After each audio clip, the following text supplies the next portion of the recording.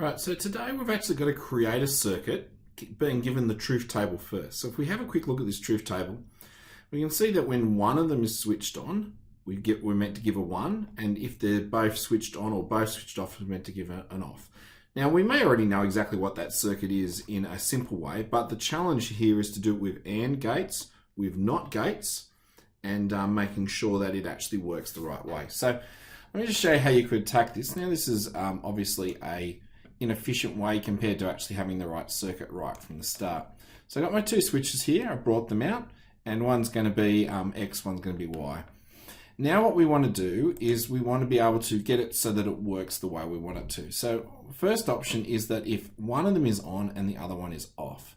So what I'm going to do is I'm going to grab a gate, which will be an AND, and then I'm going to grab a NOT. So I'm going to wire that up and get that to work hopefully, so that basically it will now set up for me that if I get one of them on, which will be in this case that one, and that one off, then it would actually come out as true. And I'm going to wire up the complete reverse again, but I'm going to do it from a slightly different way so that I get the other option now. So I'm going to grab another NOT gate and put that in here. And then I'm going to also grab another AND gate and put it out here. Now I'm just trying to line these up so it makes sense. There will be some cables that will cross here. So watch as I connect this up.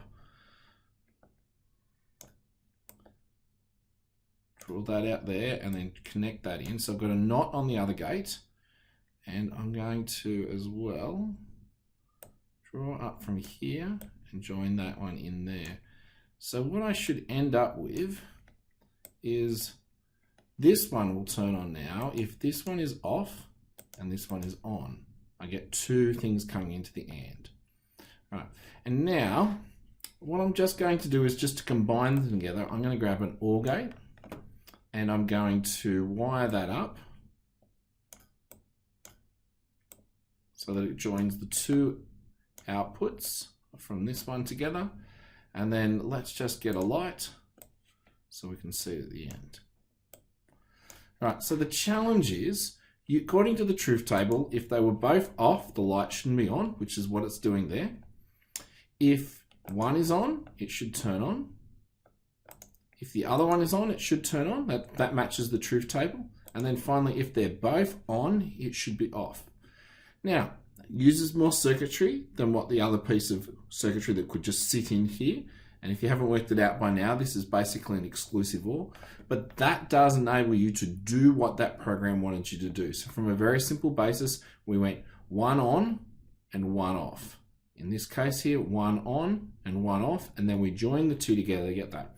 Now, it's not an easy thing to do to be able to design a circuit to be able to match the requirements of a truth table, but the more you practice it, the better you'll be at being able to achieve it.